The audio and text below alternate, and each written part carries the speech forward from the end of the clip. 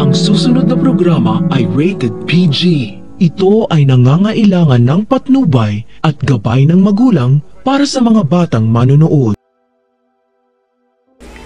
Ang buong akala ni Doc Carlos may karapatan siyang parusahan at pahirapan si Annalyn habang nasa Eastridge ang anak ng karibal niya, pero may hangganan rin ang lahat. Malaya si Carlos na abusuhin ang posisyon niya bilang medical director ng Eastridge, kaya walang magawa si Annalyn kundi sundin si Carlos dahil mas mataas ang posisyon nito sa kanya. Ang hindi alam ni Lynette, kay Annalyn binubuhos ni Carlos ang lahat ng galit niya kay Doc RJ dahil si Annalyn ang rason kaya may koneksyon pa rin silang dalawa. Bulag pa rin si Lynette sa pagpapahirap ni Carlos kay Annalyn dahil ayaw namang maniwala ni Lynette sa sumbong ng anak niya dahil sunod-sunuran rin naman siya kay Carlos. Ang hindi alam ni Carlos ang pagpasok kay Pokwang sa Eastridge ang pinaka-worst decision niya sapagkat mabubuking ang maling pagtrato niya kay Annalyn sa Eastridge. Nabanggit ni Pokwang na kilala niya ang may-ari ng Eastridge kaya siya nakapasok para sa kanyang research study bilang paghahanda sa kanyang susunod na pelikula. Ang hindi alam ng lahat, espiya pala si Pokwang ng totoong may-ari ng Eastridge dahil nabalitaan niyang pinag-iinitan ni Carlos ang apo niyang si Annalyn sa ospital niya.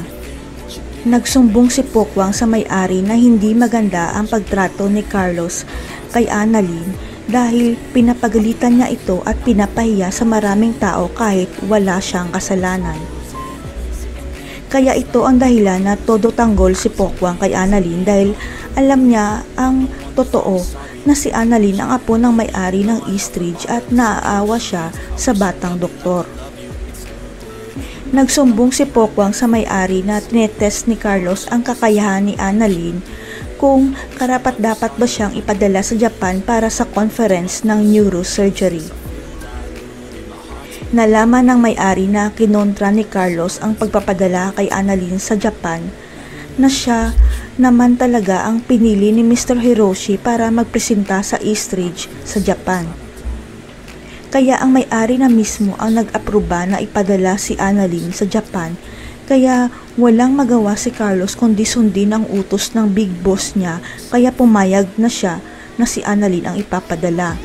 Kaya pala panatag na sinabi ni Pokwang kay Annalyn na sure na ang pagpunta niya sa Japan dahil ang may-ari na mismo ng Eastridge na lola niya ang nag-aproba nito.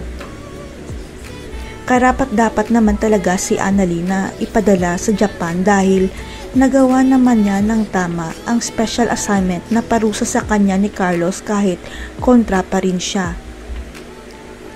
Kaya bibigyan ng matinding leksyon ng may-ari ng Eastridge si Carlos dahil magpapakilala na siya sa lahat na siya ang totoong may-ari ng Eastridge at apo niya si Annalyn.